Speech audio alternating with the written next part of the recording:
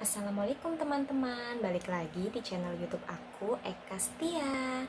Kali ini aku mau merekomendasikan mainan edukasi anak 1 tahun ke atas.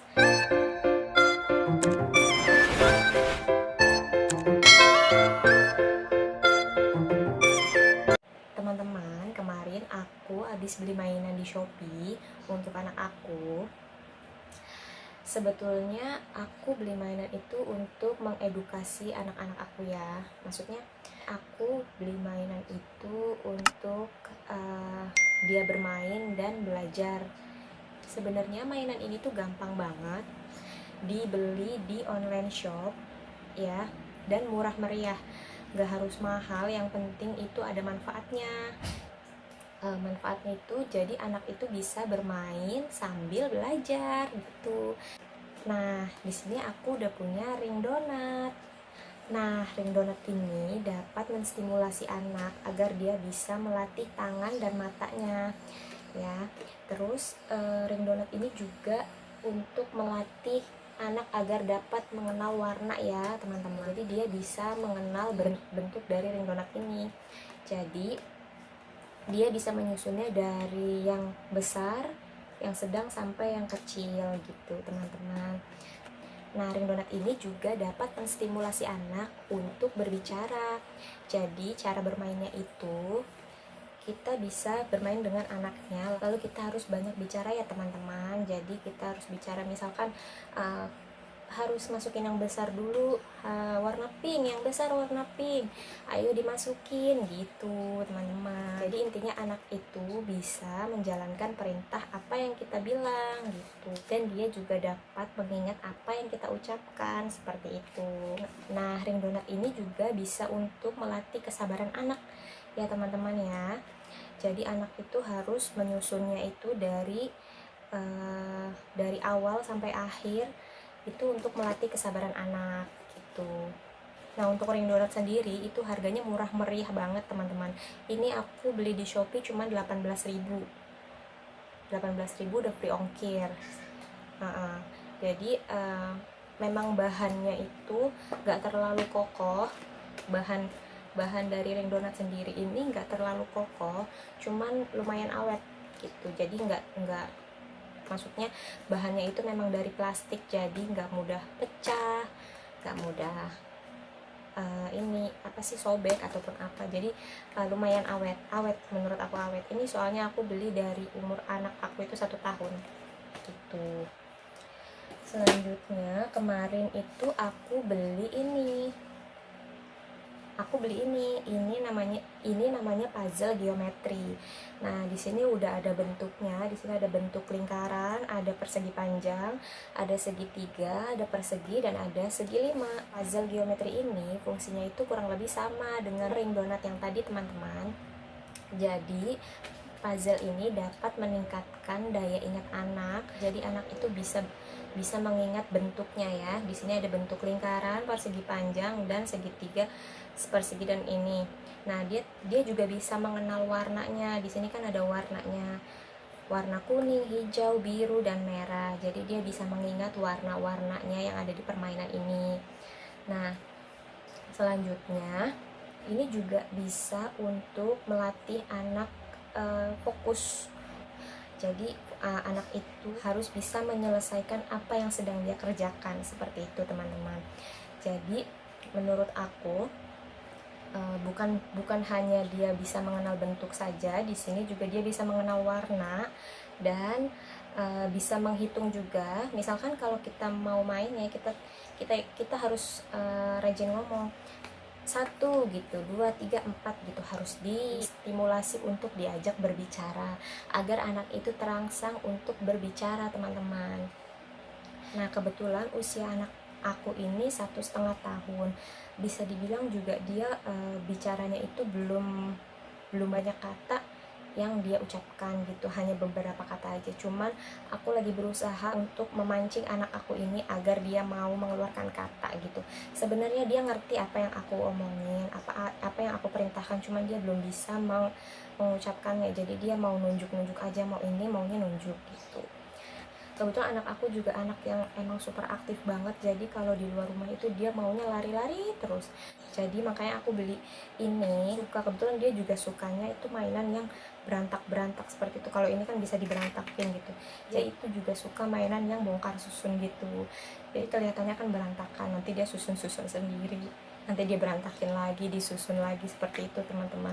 Jadi aku juga beli ini sekalian untuk merangsang perkembangan bicara anak aku gitu.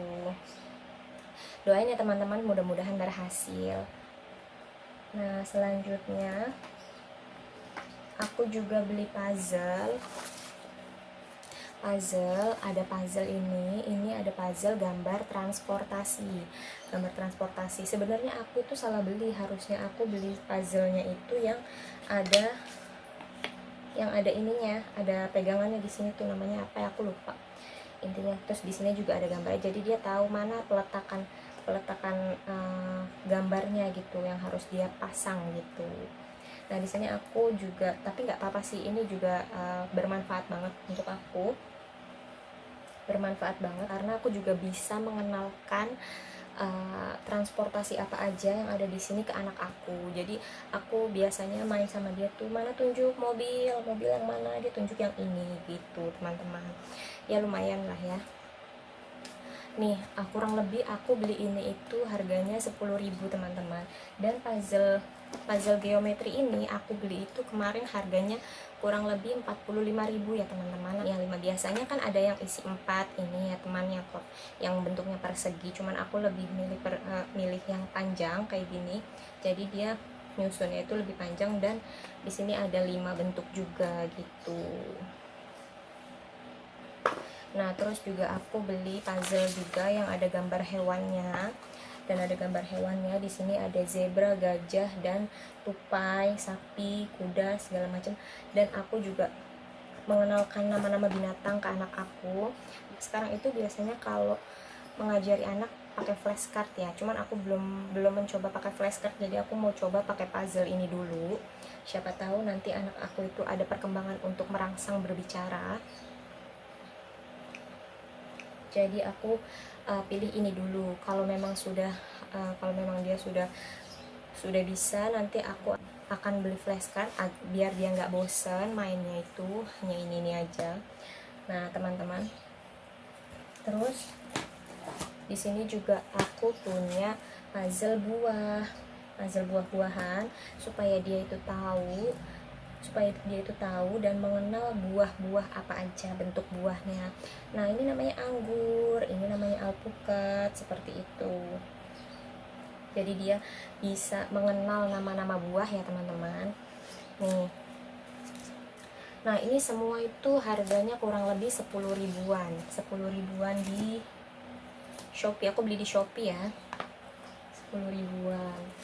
Nah ini juga sama puzzle ini, pokoknya permainan puzzle ini kurang lebih manfaatnya itu sama dengan puzzle geometri yang tadi ya.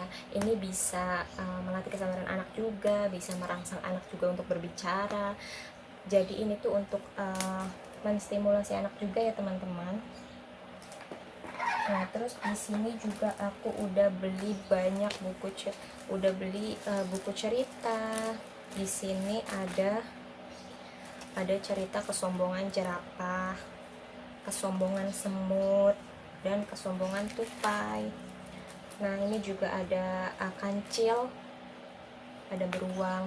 Jadi ya teman-teman, sebelumnya memang aku itu kan di sini di rumah sendiri gitu loh, nggak ada cuman sama suami aja gitu. Jadi memang kehidupan aku itu setiap harinya itu kalau siang itu hanya berdua biasanya sama anak aku aja gitu. Cuman karena kan suami aku kerja, nah mungkin situasi di rumah ini memang agak sepi gitu, karena kan cuma berdua aja. Jadi mungkin anak aku itu kayak merasa sepi, jadi aku sering tontonin YouTube gitu. Jadi aku kan bingung ya kalau misalkan aku mau mandi atau mau ngapain gitu, atau mau pipis gitu kan, anak aku itu aku setelin YouTube gitu kadang-kadang. Nah kalau dia rewel juga kadang-kadang aku setelin YouTube. Ternyata Aku pikir kan dengan aku setelin YouTube, nah anak aku itu bisa belajar juga dari apa yang dia lihat gitu. Nah ternyata enggak teman-teman, anak aku ini malah mager, malah dia tuh kayak tiduran mulu, nonton TV mulu gitu. Jadi dia tuh nggak ada aktivitas untuk mau main apa gitu. Jadi dia tuh mager.